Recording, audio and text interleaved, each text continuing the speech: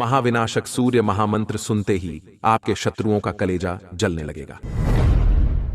क्योंकि शत्रु विचारधारा वाले लोग दूसरे लोगों की तरक्की देखना पसंद नहीं करते हैं। कारण यह है कि किसी दूसरे व्यक्तियों की तरक्की को देखकर इनके अंदर की ईर्ष्या, द्वेष और जलन की भावना इनके कलेजे को जलाना प्रारंभ कर देती है। भक्तों, आज मैं भगवान सूर्य देव को प्रसन्न करके शत्रुओं से मुक्ति और सभी मनोकामनाओं को पूर्ण करने वाली उस महामंत्र का उच्चारण पाठ करने जा रहा हूं, जिसके प्रभाव से व्यक्ति सभी बाधाओं से मुक्त होकर धन धान्य से परिपूर्ण हो सकते हैं। अगर कोई शत्रु आपको बेवजह परेशान करता है, आपका बहुमूल्य चीज हड़प लिया है या हड़पने के लिए प्रयासरत है, आपके प्राणों की आहुति लेना चाहता है, वैसे दुष्ट पापी शत्रुओं को नाश करने वाले भगवान सूर्यदेव का यह महामंत्र बहुत ही लाभकारी साबित होगा। भक्तों, बशर्ते आप चिंता से मुक्त होकर सही कर्म करते रहें और जब भी मौका मिले भगवान सूर्य का ध्यान करते हुए इस महामंत्र को सुनते समय शत्रुओं से मुक्ति और सभी मनोकामनाओं को पूर्ण करने की विनती सूर्यदेव से करते हुए संख्या के अनुसार महामंत्र उच्चारण पाठ को पूरा 108 बार जरूर सुने। भगवान सूर्य आपके शत्रुओं को आपसे दूर करके आपका जीवन खुशहाल बनाना प्रारंभ कर देंगे, क्योंकि यह बहुत ही प्रभावशाली और लाभकारी मंत्र है। भक्तों, सच्ची श्रद्धा भाव से पूरा सुने। ॐ घृणे सूर्याय नमः। रश्मिमन्तं समूधन्तं देवासुरनमस्कृतं पूजयस्व विवस्वन्तं भास्करं भुवनेश्वरं सर्वदेवतामकोहेश तेजस्वी रश्मिभावनः एष देवासुरगणालोकान् पाति गवस्तिभिः शत्रुनाशाय ॐ ह्रीं सूर्याय नमः। ॐ घृणे सूर्याय नमः। रश्मिमन्तं समूधन्तं देवासुरनमस्कृतं पूजयस्व विवस्वन्तं भास्करं भुवनेश्वरं सर्वदेवतामकोहेश तेजस्वी रश्मिभावनः एष देवासुरगणालोकान् पाति गवस्तिभिः शत्रुनाशाय ॐ ह्रीं सूर्याय नमः। ॐ घृणे सूर्याय नमः। रश्मिमन्तं समूधन्तं देवासुरनमस्कृतं पूजयस्व विवस्वन्तं भास्करं भुवनेश्वरं सर्वदेवतामकोहेश तेजस्वी रश्मिभावनः एष देवासुरगणालोकान् पाति गवस्तिभिः शत्रुनाशाय ॐ ह्रीं सूर्याय नमः। ॐ घृणे सूर्याय नमः। रश्मिमन्तं समूधन्तं देवासुरनमस्कृतं पूजयस्व विवस्वन्तं भास्करं भुवनेश्वरं सर्वदेवतामकोहेश तेजस्वी रश्मिभावनः एष देवासुरगणालोकान् पाति गवस्तिभिः शत्रुनाशाय ॐ ह्रीं सूर्याय नमः। ॐ घृणे सूर्याय नमः। रश्मिमन्तं समूधन्तं देवासुरनमस्कृतं पूजयस्व विवस्वन्तं भास्करं भुवनेश्वरं सर्वदेवतामकोहेश तेजस्वी रश्मिभावनः एष देवासुरगणालोकान् पाति गवस्तिभिः शत्रुनाशाय ॐ ह्रीं सूर्याय नमः। ॐ घृणे सूर्याय नमः। रश्मिमन्तं समूधन्तं देवासुरनमस्कृतं पूजयस्व विवस्वन्तं भास्करं भुवनेश्वरं सर्वदेवतामकोहेश तेजस्वी रश्मिभावनः एष देवासुरगणालोकान् पाति गवस्तिभिः शत्रुनाशाय ॐ ह्रीं सूर्याय नमः। ॐ घृणे सूर्याय नमः रश्मिमन्तं समूधन्तं देवासुरनमस्कृतं पूजयस्व विवस्वन्तं भास्करं भुवनेश्वरं सर्वदेवतामकोहेश तेजस्वी रश्मिभावनः एष देवासुरगणालोकान् पाति गभस्तिभिः शत्रुनाशाय ॐ ह्रीं सूर्याय नमः ॐ घृणे सूर्याय नमः रश्मिमन्तं समूधन्तं देवासुरनमस्कृतं पूजयस्व विवस्वन्तं भास्करं भुवनेश्वरं सर्वदेवतामकोहेश तेजस्वी रश्मिभावनः एष देवासुरगणालोकान् पाति गभस्तिभिः शत्रुनाशाय ॐ ह्रीं सूर्याय नमः ॐ घृणे सूर्याय नमः रश्मिमन्तं समूधन्तं देवासुरनमस्कृतं पूजयस्व विवस्वन्तं भास्करं भुवनेश्वरं सर्वदेवतामकोहेश तेजस्वी रश्मिभावनः एष देवासुरगणालोकान् पाति गभस्तिभिः शत्रुनाशाय ॐ ह्रीं सूर्याय नमः ॐ घृणे सूर्याय नमः रश्मिमन्तं समूधन्तं देवासुरनमस्कृतं पूजयस्व विवस्वन्तं भास्करं भुवनेश्वरं सर्वदेवतामकोहेश तेजस्वी रश्मिभावनः एष देवासुरगणालोकान् पाति गभस्तिभिः शत्रुनाशाय ॐ ह्रीं सूर्याय नमः ॐ घृणे सूर्याय नमः रश्मिमन्तं समूधन्तं देवासुरनमस्कृतं पूजयस्व विवस्वन्तं भास्करं भुवनेश्वरं सर्वदेवतामकोहेश तेजस्वी रश्मिभावनः एष देवासुरगणालोकान् पाति गभस्तिभिः शत्रुनाशाय ॐ ह्रीं सूर्याय नमः ॐ घृणे सूर्याय नमः रश्मिमन्तं समूधन्तं देवासुरनमस्कृतं पूजयस्व विवस्वन्तं भास्करं भुवनेश्वरं सर्वदेवतामकोहेश तेजस्वी रश्मिभावनः एष देवासुरगणालोकान् पाति गभस्तिभिः शत्रुनाशाय ॐ ह्रीं सूर्याय नमः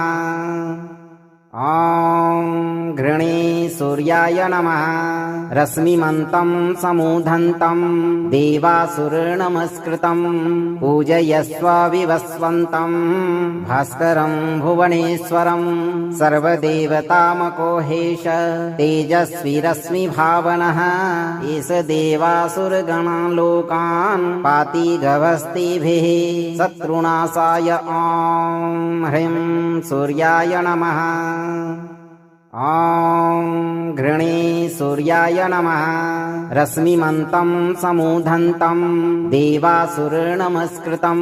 पूजयस्व विवस्वन्तं भास्करं भुवनेश्वरं सर्वदेवतामकोहेश तेजस्वी रश्मिभावनः एष देवासुरगणालोकान् पाति गभस्तिभिः शत्रुनाशाय ॐ ह्रीं सूर्याय नमः ॐ घृणे सूर्याय नमः रश्मिमन्तं समूधन्तं देवासुरनमस्कृतं पूजयस्व विवस्वन्तं भास्करं भुवनेश्वरं सर्वदेवतामकोहेश तेजस्वी रश्मिभावनः एष देवासुरगणालोकान् पाति गभस्तिभिः शत्रुनाशाय ॐ ह्रीं सूर्याय नमः ॐ घृणे सूर्याय नमः रश्मिमन्तं समूधन्तं देवासुरनमस्कृतं पूजयस्व विवस्वन्तं भास्करं भुवनेश्वरं सर्वदेवतामको हेश तेजस्वी रश्मिभावनः एष देवासुरगणालोकान् पाति गभस्तिभिः शत्रुनाशाय ॐ ह्रीं सूर्याय नमः। ॐ घृणे सूर्याय नमः। रश्मिमन्तं समूधन्तं देवासुरनमस्कृतं पूजयस्व विवस्वन्तं भास्करं भुवनेश्वरं सर्वदेवतामको हेश तेजस्वी रश्मिभावनः एष देवासुरगणालोकान् पाति गभस्तिभिः शत्रुनाशाय ॐ ह्रीं सूर्याय नमः। ॐ घृणे सूर्याय नमः। रश्मिमन्तं समूधन्तं देवासुरनमस्कृतं पूजयस्व विवस्वन्तं भास्करं भुवनेश्वरं सर्वदेवतामको हेश तेजस्वी रश्मिभावनः एष देवासुरगणालोकान् पाति गभस्तिभिः शत्रुनाशाय ॐ ह्रीं सूर्याय नमः। ॐ घृणे सूर्याय नमः। रश्मिमन्तं समूधन्तं देवासुरनमस्कृतं पूजयस्व विवस्वन्तं भास्करं भुवनेश्वरं सर्वदेवतामको हेश तेजस्वी रश्मिभावनः एष देवासुरगणालोकान् पाति गभस्तिभिः शत्रुनाशाय ॐ ह्रीं सूर्याय नमः। ॐ घृणे सूर्याय नमः। रश्मिमन्तं समूधन्तं देवासुरनमस्कृतं पूजयस्व विवस्वन्तं भास्करं भुवनेश्वरं सर्वदेवतामको हेश तेजस्वी रश्मिभावनः एष देवासुरगणालोकान् पाति गभस्तिभिः शत्रुनाशाय ॐ ह्रीं सूर्याय नमः। ॐ घृणे सूर्याय नमः। रश्मिमन्तं समूधन्तं देवासुरनमस्कृतं पूजयस्व विवस्वन्तं भास्करं भुवनेश्वरं सर्वदेवतामको हेश तेजस्वी रश्मिभावनः एष देवासुरगणालोकान् पाति गभस्तिभिः शत्रुनाशाय ॐ ह्रीं सूर्याय नमः। ॐ घृणे सूर्याय नमः। रश्मिमन्तं समूधन्तं देवासुरनमस्कृतं पूजयस्व विवस्वन्तं भास्करं भुवनेश्वरं सर्वदेवतामको हेश तेजस्वी रश्मिभावनः एष देवासुरगणालोकान् पाति गभस्तिभिः शत्रुनाशाय ॐ ह्रीं सूर्याय नमः। ॐ घृणे सूर्याय नमः। रश्मिमन्तं समूधन्तं देवासुरनमस्कृतं पूजयस्व विवस्वन्तं भास्करं भुवनेश्वरं सर्वदेवतामको हेश तेजस्वी रश्मिभावनः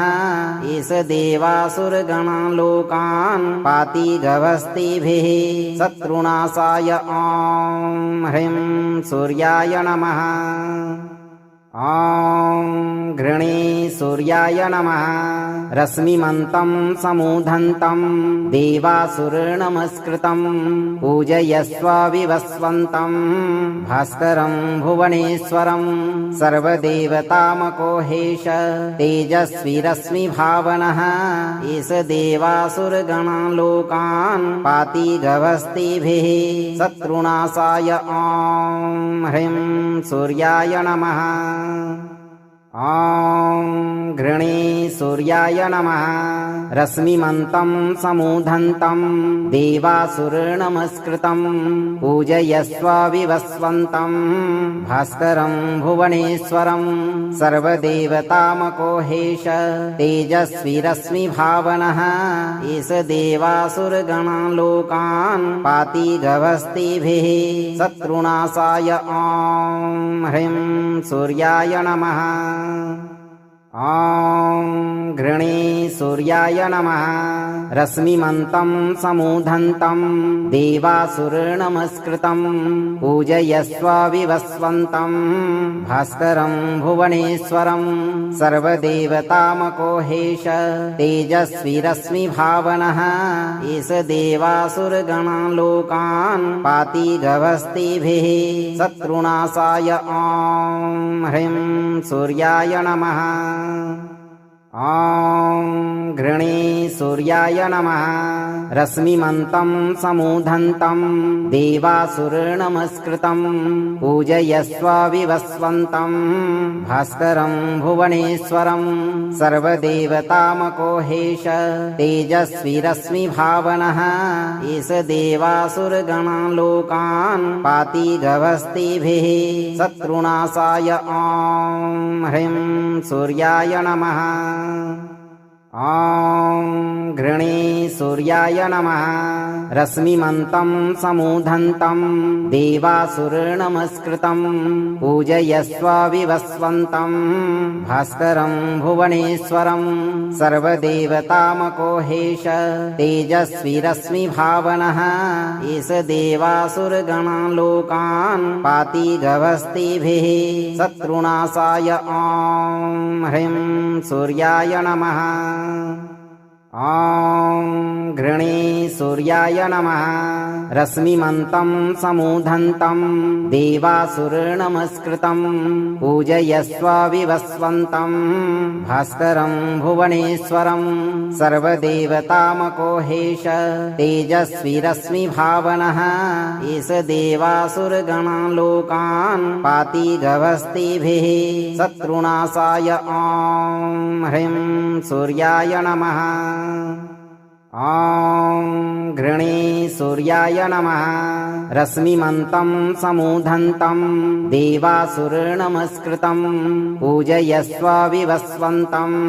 भास्करं भुवनेश्वरं सर्वदेवतामकोहेश तेजस्वी रश्मिभावनः एष देवासुरगणालोकान् पाति गभस्तिभिः शत्रुनाशाय ॐ ह्रीं सूर्याय नमः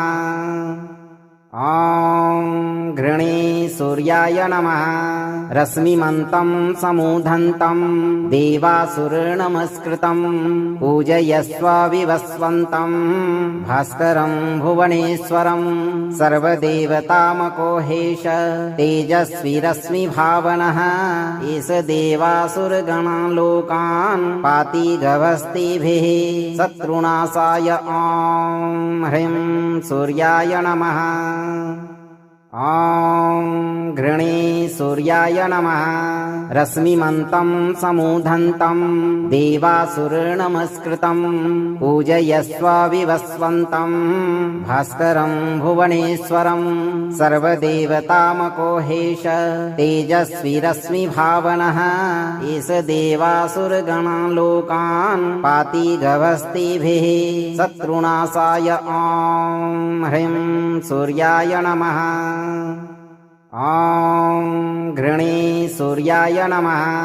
रश्मिमन्तं समूधन्तं देवासुरनमस्कृतं पूजयस्व विवस्वन्तं भास्करं भुवनेश्वरं सर्वदेवतामकोहेश तेजस्वी रश्मिभावनः एष देवासुरगणालोकान् पाति गभस्तिभिः शत्रुनाशाय ॐ ह्रीं सूर्याय नमः ॐ घृणे सूर्याय नमः रश्मिमन्तं समूधन्तं देवासुरनमस्कृतं पूजयस्व विवस्वन्तं भास्करं भुवनेश्वरं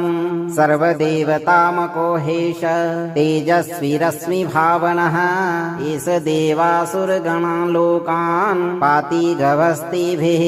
शत्रुनाशाय ॐ ह्रीं सूर्याय नमः ॐ घृणे सूर्याय नमः रश्मिमन्तं समूधन्तं देवासुरनमस्कृतं पूजयस्व विवस्वन्तं भास्करं भुवनेश्वरं सर्वदेवतामकोहेश तेजस्वी रश्मिभावनः एष देवासुरगणालोकान् पाति गभस्तिभिः शत्रुनाशाय ॐ ह्रीं सूर्याय नमः ॐ घृणे सूर्याय नमः रश्मिमन्तं समूधन्तं देवासुरनमस्कृतं पूजयस्व विवस्वन्तं भास्करं भुवनेश्वरं सर्वदेवतामकोहेश तेजस्वी रश्मिभावनः एष देवासुरगणालोकान् पाति गभस्तिभिः शत्रुनाशाय ॐ ह्रीं सूर्याय नमः ॐ घृणे सूर्याय नमः रश्मिमन्तं समूधन्तं देवासुरनमस्कृतं पूजयस्व विवस्वन्तं भास्करं भुवनेश्वरं सर्वदेवतामकोहेश तेजस्वी रश्मिभावनः एष देवासुरगणालोकान् पाति गभस्तिभिः शत्रुनाशाय ॐ ह्रीं सूर्याय नमः ॐ घृणे सूर्याय नमः रश्मिमन्तं समूधन्तं देवासुरनमस्कृतं पूजयस्व विवस्वन्तं भास्करं भुवनेश्वरं सर्वदेवतामकोहेश तेजस्वी रश्मिभावनः एष देवासुरगणालोकान् पाति गभस्तिभिः शत्रुनाशाय ॐ ह्रीं सूर्याय नमः ॐ घृणे सूर्याय नमः रश्मिमन्तं समूधन्तं देवासुरनमस्कृतं पूजयस्व विवस्वन्तं भास्करं भुवनेश्वरं सर्वदेवतामकोहेश तेजस्वी रश्मिभावनः एष देवासुरगणालोकान् पाति गभस्तिभिः शत्रुनाशाय ॐ ह्रीं सूर्याय नमः ॐ घृणे सूर्याय नमः रश्मिमन्तं समूधन्तं देवासुरनमस्कृतं पूजयस्व विवस्वन्तं भास्करं भुवनेश्वरं सर्वदेवतामकोहेश तेजस्वी रश्मिभावनः एष देवासुरगणालोकान् पाति गभस्तिभिः शत्रुनाशाय ॐ ह्रीं सूर्याय नमः ॐ घृणे सूर्याय नमः रश्मिमन्तं समूधन्तं देवासुरनमस्कृतं पूजयस्व विवस्वन्तं भास्करं भुवनेश्वरं सर्वदेवतामकोहेश तेजस्वी रश्मिभावनः एष देवासुरगणालोकान् पाति गभस्तिभिः शत्रुनाशाय ॐ ह्रीं सूर्याय नमः ॐ घृणे सूर्याय नमः रश्मिमन्तं समूधन्तं देवासुरनमस्कृतं पूजयस्व विवस्वन्तं भास्करं भुवनेश्वरं सर्वदेवतामकोहेश तेजस्वी रश्मिभावनः एष देवासुरगणालोकान् पाति गभस्तिभिः शत्रुनाशाय ॐ ह्रीं सूर्याय नमः ॐ घृणे सूर्याय नमः रश्मिमन्तं समूधन्तं देवासुरनमस्कृतं पूजयस्व विवस्वन्तं भास्करं भुवनेश्वरं सर्वदेवतामकोहेश तेजस्वी रश्मिभावनः एष देवासुरगणालोकान् पाति गवस्तिभिः शत्रुनाशाय ॐ ह्रीं सूर्याय नमः ॐ घृणे सूर्याय नमः रश्मिमन्तं समूधन्तं देवासुरनमस्कृतं पूजयस्व विवस्वन्तं भास्करं भुवनेश्वरं सर्वदेवतामकोहेश तेजस्वी रश्मिभावनः एष देवासुरगणालोकान् पाति गवस्तिभिः शत्रुनाशाय ॐ ह्रीं सूर्याय नमः ॐ घृणे सूर्याय नमः रश्मिमन्तं समूधन्तं देवासुरनमस्कृतं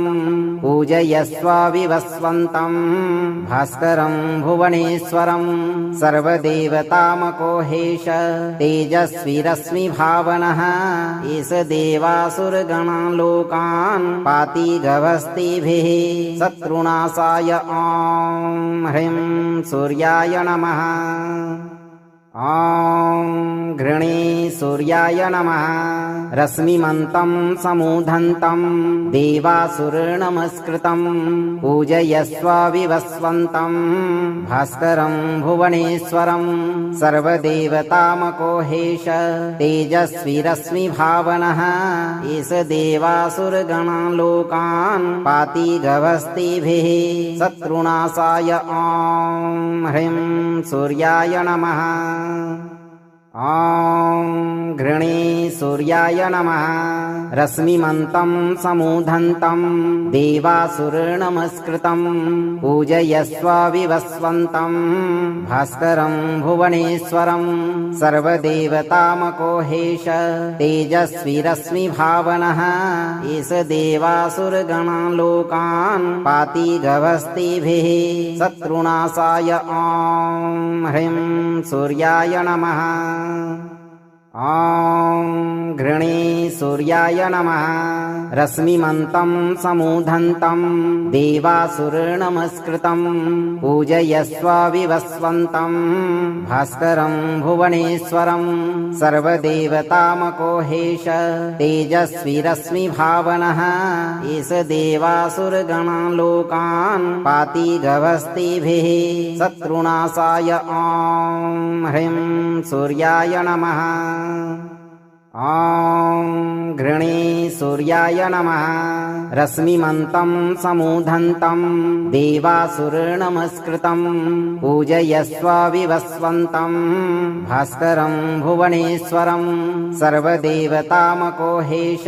तेजस्वी रश्मिभावनः एष देवासुरगणालोकान्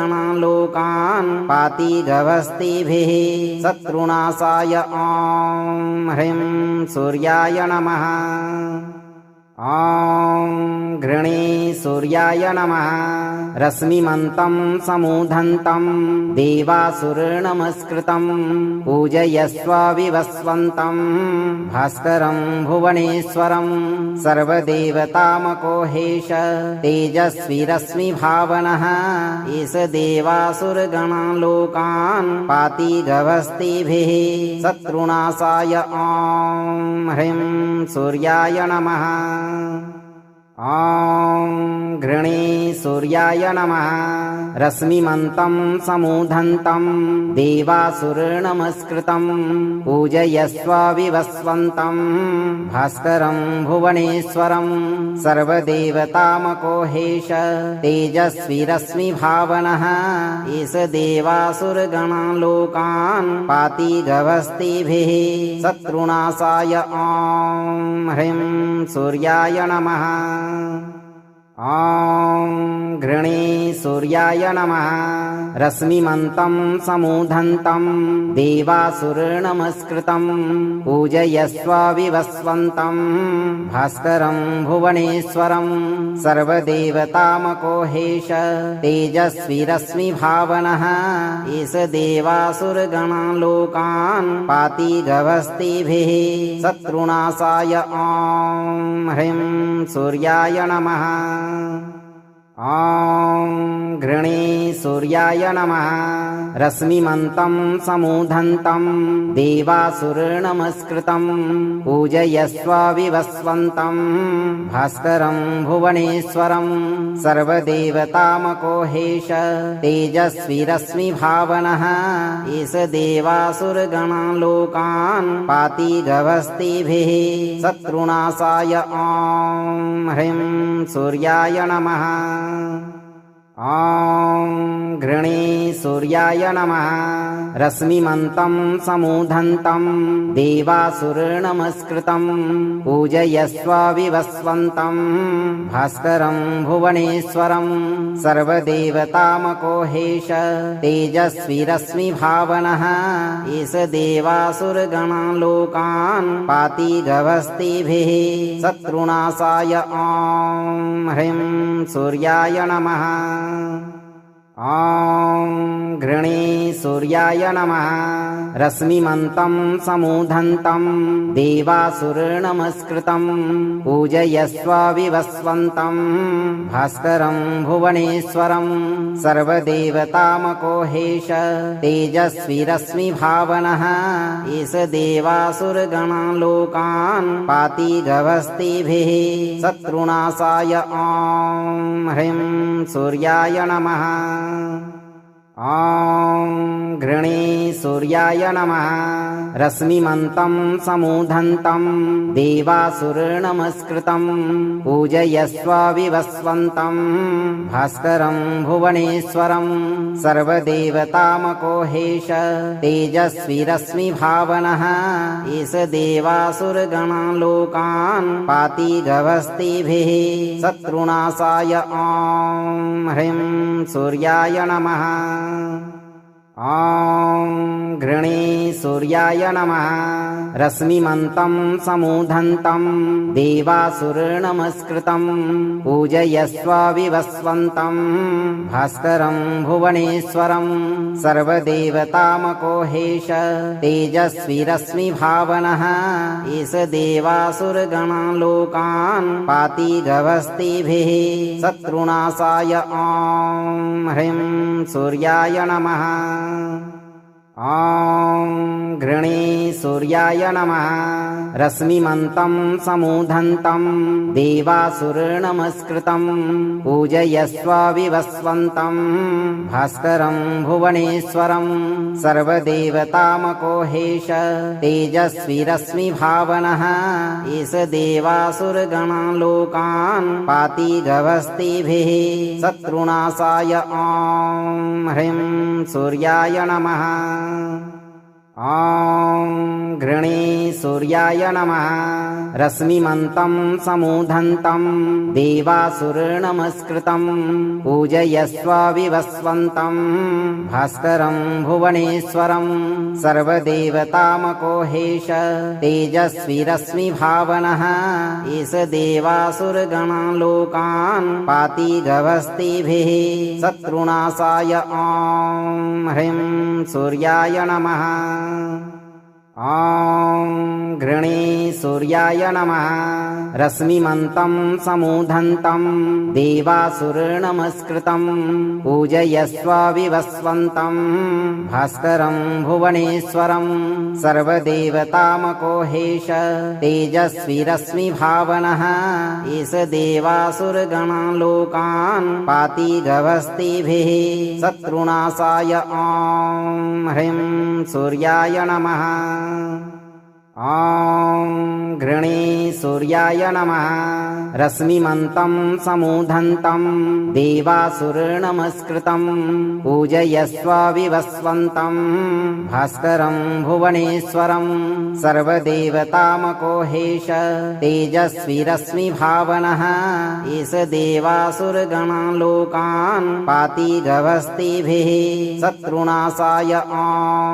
ह्रीं सूर्याय नमः। ॐ घृणे सूर्याय नमः। रश्मिमन्तं समूधन्तं देवासुरनमस्कृतं पूजयस्व विवस्वन्तं भास्करं भुवनेश्वरं सर्वदेवतामकोहेश तेजस्वी रश्मिभावनः एष देवासुरगणान् लोकान् पाति गभस्तिभिः शत्रुनाशाय ॐ ह्रीं सूर्याय नमः। ॐ घृणे सूर्याय नमः। रश्मिमन्तं समूधन्तं देवासुरनमस्कृतं पूजयस्व विवस्वन्तं भास्करं भुवनेश्वरं सर्वदेवतामकोहेश तेजस्वी रश्मिभावनः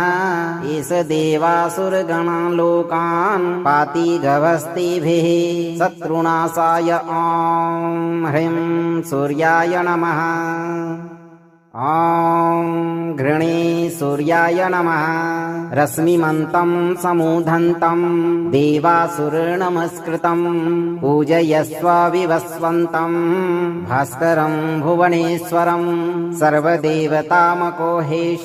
तेजस्वी रश्मिभावनः एष देवासुरगणान् लोकान् पाति गभस्तिभिः शत्रुनाशाय ॐ ह्रीं सूर्याय नमः। ॐ घृणे सूर्याय नमः। रश्मिमन्तं समूधन्तं देवासुरनमस्कृतं पूजयस्व विवस्वन्तं भास्करं भुवनेश्वरं सर्वदेवतामकोहेश तेजस्वी रश्मिभावनः एष देवासुरगणान् लोकान् पाति गभस्तिभिः शत्रुनाशाय ॐ ह्रीं सूर्याय नमः। ॐ घृणे सूर्याय नमः। रश्मिमन्तं समूधन्तं देवासुरनमस्कृतं पूजयस्व विवस्वन्तं भास्करं भुवनेश्वरं सर्वदेवतामकोहेश तेजस्वी रश्मिभावनः एष देवासुरगणान् लोकान् पाति गभस्तिभिः शत्रुनाशाय ॐ ह्रीं सूर्याय नमः। ॐ घृणे सूर्याय नमः। रश्मिमन्तं समूधन्तं देवासुरनमस्कृतं पूजयस्व विवस्वन्तं भास्करं भुवनेश्वरं सर्वदेवतामकोहेश तेजस्वी रश्मिभावनः एष देवासुरगणान् लोकान् पाति गभस्तिभिः शत्रुनाशाय ॐ ह्रीं सूर्याय नमः। ॐ घृणे सूर्याय नमः। रश्मिमन्तं समूधन्तं देवासुरनमस्कृतं पूजयस्व विवस्वन्तं भास्करं भुवनेश्वरं सर्वदेवतामकोहेश तेजस्वी रश्मिभावनः एष देवासुरगणान् लोकान् पाति गभस्तिभिः शत्रुनाशाय ॐ ह्रीं सूर्याय नमः। ॐ घृणे सूर्याय नमः। रश्मिमन्तं समूधन्तं देवासुरनमस्कृतं पूजयस्व विवस्वन्तं भास्करं भुवनेश्वरं सर्वदेवतामकोहेश तेजस्वी रश्मिभावनः एष देवासुरगणान् लोकान् पाति गभस्तिभिः शत्रुनाशाय ॐ ह्रीं सूर्याय नमः। ॐ घृणे सूर्याय नमः रश्मिमन्तं समूधन्तं देवासुरनमस्कृतं पूजयस्व विवस्वन्तं भास्करं भुवनेश्वरं सर्वदेवतामकोहेश तेजस्वी रश्मिभावनः एष देवासुरगणान् लोकान् पाति गभस्तिभिः शत्रुनाशाय ॐ ह्रीं सूर्याय नमः ॐ घृणे सूर्याय नमः रश्मिमन्तं समूधन्तं देवासुरनमस्कृतं पूजयस्व विवस्वन्तं भास्करं भुवनेश्वरं सर्वदेवतामकोहेश तेजस्वी रश्मिभावनः एष देवासुरगणान् लोकान् पाति गभस्तिभिः शत्रुनाशाय ॐ ह्रीं सूर्याय नमः ॐ घृणे सूर्याय नमः रश्मिमन्तं समूधन्तं देवासुरनमस्कृतं पूजयस्व विवस्वन्तं भास्करं भुवनेश्वरं सर्वदेवतामकोहेश तेजस्वी रश्मिभावनः एष देवासुरगणान् लोकान् पाति गभस्तिभिः शत्रुनाशाय ॐ ह्रीं सूर्याय नमः ॐ घृणे सूर्याय नमः रश्मिमन्तं समूधन्तं देवासुरनमस्कृतं पूजयस्व विवस्वन्तं भास्करं भुवनेश्वरं सर्वदेवतामकोहेश तेजस्वी रश्मिभावनः एष देवासुरगणान् लोकान् पाति गभस्तिभिः शत्रुनाशाय ॐ ह्रीं सूर्याय नमः ॐ घृणे सूर्याय नमः रश्मिमन्तं समूधन्तं देवासुरनमस्कृतं पूजयस्व विवस्वन्तं भास्करं भुवनेश्वरं सर्वदेवतामकोहेश तेजस्वी रश्मिभावनः एष देवासुरगणान् लोकान् पाति गभस्तिभिः शत्रुनाशाय ॐ ह्रीं सूर्याय नमः ॐ घृणे सूर्याय नमः रश्मिमन्तं समूधन्तं देवासुरनमस्कृतं पूजयस्व विवस्वन्तं भास्करं भुवनेश्वरं सर्वदेवतामकोहेश तेजस्वी रश्मिभावनः एष देवासुरगणान् लोकान् पाति गभस्तिभिः शत्रुनाशाय ॐ ह्रीं सूर्याय नमः ॐ घृणे सूर्याय नमः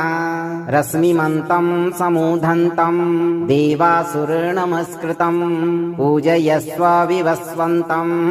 भास्करं भुवनेश्वरं सर्वदेवतामकोहेश तेजस्वी रश्मिभावनः एष देवासुरगणान् लोकान् पाति गभस्तिभिः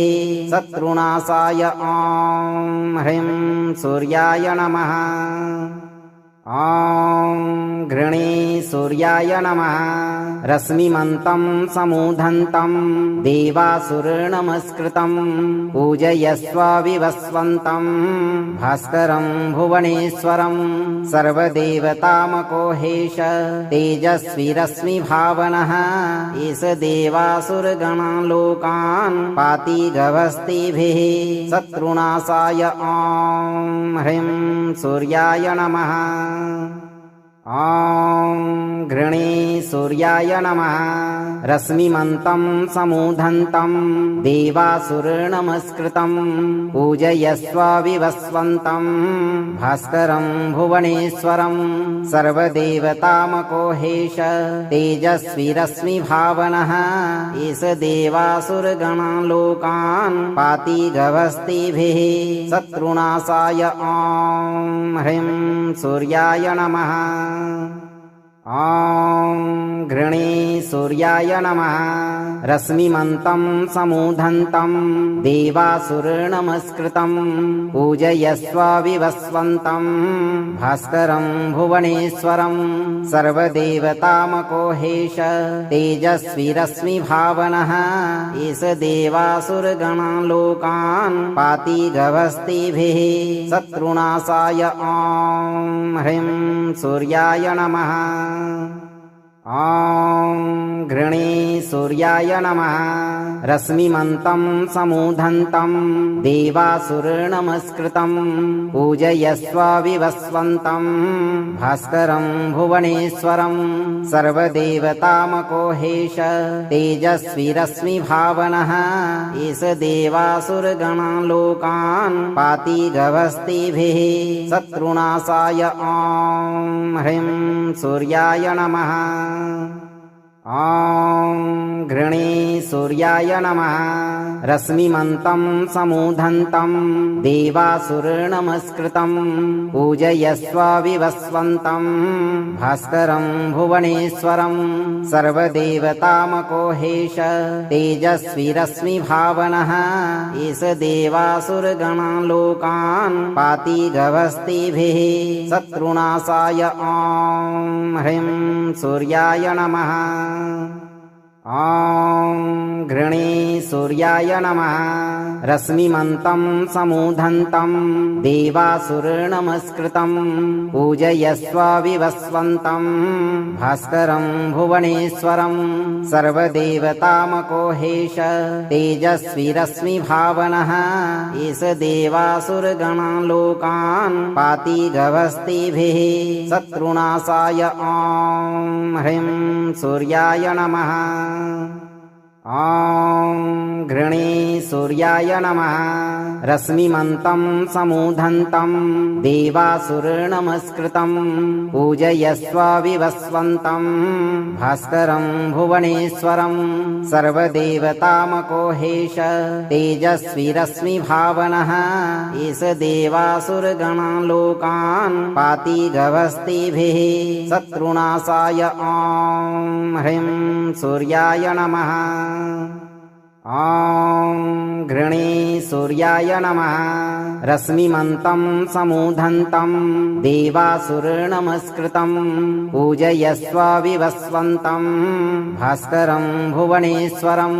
सर्वदेवतामकोहेश तेजस्वी रश्मिभावनः एष देवासुरगणान् लोकान् पाति गभस्तिभिः शत्रुनाशाय ॐ ह्रीं सूर्याय नमः ॐ घृणे सूर्याय नमः रश्मिमन्तं समूधन्तं देवासुरनमस्कृतं पूजयस्व विवस्वन्तं भास्करं भुवनेश्वरं सर्वदेवतामकोहेश तेजस्वी रश्मिभावनः एष देवासुरगणान् लोकान् पाति गभस्तिभिः शत्रुनाशाय ॐ ह्रीं सूर्याय नमः ॐ घृणे सूर्याय नमः रश्मिमन्तं समूधन्तं देवासुरनमस्कृतं पूजयस्व विवस्वन्तं भास्करं भुवनेश्वरं सर्वदेवतामकोहेश तेजस्वी रश्मिभावनः एष देवासुरगणान् लोकान् पाति गभस्तिभिः शत्रुनाशाय ॐ ह्रीं सूर्याय नमः ॐ घृणे सूर्याय नमः रश्मिमन्तं समूधन्तं देवासुरनमस्कृतं पूजयस्व विवस्वन्तं भास्करं भुवनेश्वरं सर्वदेवतामकोहेश तेजस्वी रश्मिभावनः एष देवासुरगणान् लोकान् पाति गभस्तिभिः शत्रुनाशाय ॐ ह्रीं सूर्याय नमः ॐ घृणे सूर्याय नमः रश्मिमन्तं समूधन्तं देवासुरनमस्कृतं पूजयस्व विवस्वन्तं भास्करं भुवनेश्वरं सर्वदेवतामकोहेश तेजस्वी रश्मिभावनः एष देवासुरगणान् लोकान् पाति गभस्तिभिः शत्रुनाशाय ॐ ह्रीं सूर्याय नमः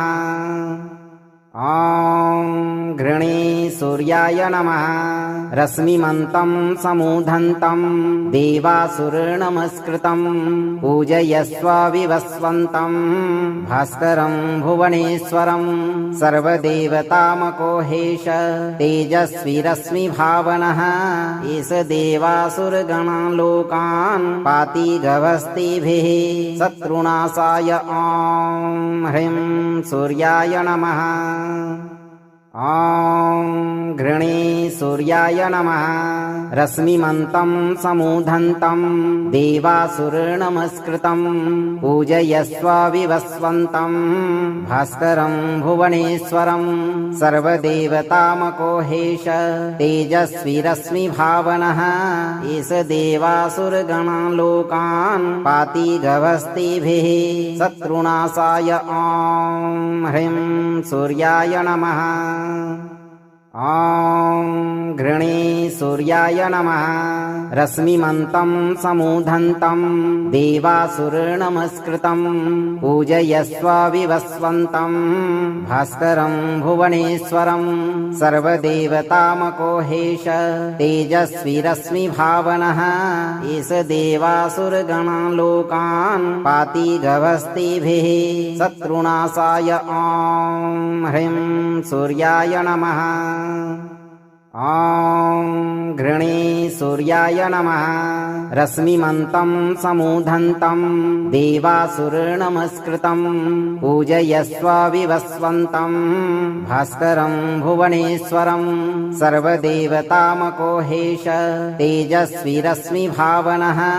एष देवासुरगणान् लोकान् पाति गभस्तिभिः शत्रुनाशाय ॐ ह्रीं सूर्याय नमः ॐ घृणे सूर्याय नमः रश्मिमन्तं समूधन्तं देवासुरनमस्कृतं पूजयस्व विवस्वन्तं भास्करं भुवनेश्वरं सर्वदेवतामकोहेश तेजस्वी रश्मिभावनः एष देवासुरगणान् लोकान् पाति गभस्तिभिः शत्रुनाशाय ॐ ह्रीं सूर्याय नमः ॐ घृणे सूर्याय नमः रश्मिमन्तं समूधन्तं देवासुरनमस्कृतं पूजयस्व विवस्वन्तं भास्करं भुवनेश्वरं सर्वदेवतामकोहेश तेजस्वी रश्मिभावनः एष देवासुरगणान् लोकान् पाति गभस्तिभिः शत्रुनाशाय ॐ ह्रीं सूर्याय नमः ॐ घृणे सूर्याय नमः रश्मिमन्तं समूधन्तं देवासुरनमस्कृतं पूजयस्व विवस्वन्तं भास्करं भुवनेश्वरं सर्वदेवतामकोहेश तेजस्वी रश्मिभावनः एष देवासुरगणान् लोकान् पाति गभस्तिभिः शत्रुनाशाय ॐ ह्रीं सूर्याय नमः ॐ घृणे सूर्याय नमः रश्मिमन्तं समूधन्तं देवासुरनमस्कृतं पूजयस्व विवस्वन्तं भास्करं भुवनेश्वरं सर्वदेवतामकोहेश तेजस्वी रश्मिभावनः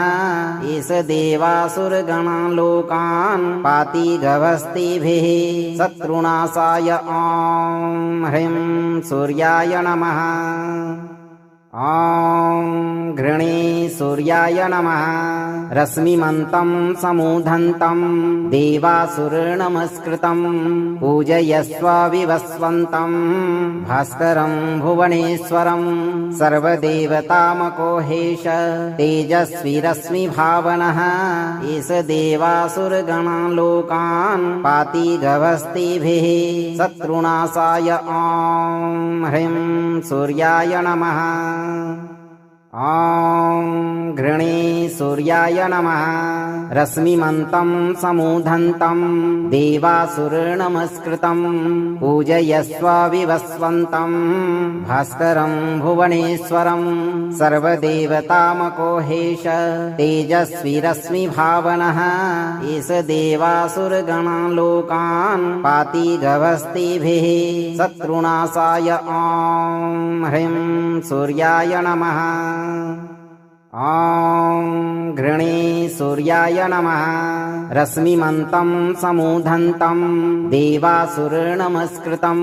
पूजयस्व विवस्वन्तं भास्करं भुवनेश्वरं सर्वदेवतामकोहेश तेजस्वी रश्मिभावनः एष देवासुरगणालोकान् पाति गभस्तिभिः शत्रुनाशाय ॐ ह्रीं सूर्याय नमः ॐ घृणे सूर्याय नमः रश्मिमन्तं समूधन्तं देवासुरनमस्कृतं पूजयस्व विवस्वन्तं भास्करं भुवनेश्वरं सर्वदेवतामकोहेश तेजस्वी रश्मिभावनः एष देवासुरगणालोकान् पाति गभस्तिभिः शत्रुनाशाय ॐ ह्रीं सूर्याय नमः ॐ घृणे सूर्याय नमः रश्मिमन्तं समूधन्तं देवासुरनमस्कृतं पूजयस्व विवस्वन्तं भास्करं भुवनेश्वरं सर्वदेवतामकोहेश तेजस्वी रश्मिभावनः एष देवासुरगणालोकान् पाति गभस्तिभिः शत्रुनाशाय ॐ ह्रीं सूर्याय नमः ॐ घृणे सूर्याय नमः रश्मिमन्तं समूधन्तं देवासुरनमस्कृतं पूजयस्व विवस्वन्तं भास्करं भुवनेश्वरं सर्वदेवतामकोहेश तेजस्वी रश्मिभावनः एष देवासुरगणालोकान् पाति गभस्तिभिः शत्रुनाशाय ॐ ह्रीं सूर्याय नमः ॐ घृणे सूर्याय नमः रश्मिमन्तं समूधन्तं देवासुरनमस्कृतं पूजयस्व विवस्वन्तं भास्करं भुवनेश्वरं सर्वदेवतामकोहेश तेजस्वी रश्मिभावनः एष देवासुरगणालोकान् पाति गभस्तिभिः शत्रुनाशाय ॐ ह्रीं सूर्याय नमः ॐ घृणे सूर्याय नमः रश्मिमन्तं समूधन्तं देवासुरनमस्कृतं पूजयस्व विवस्वन्तं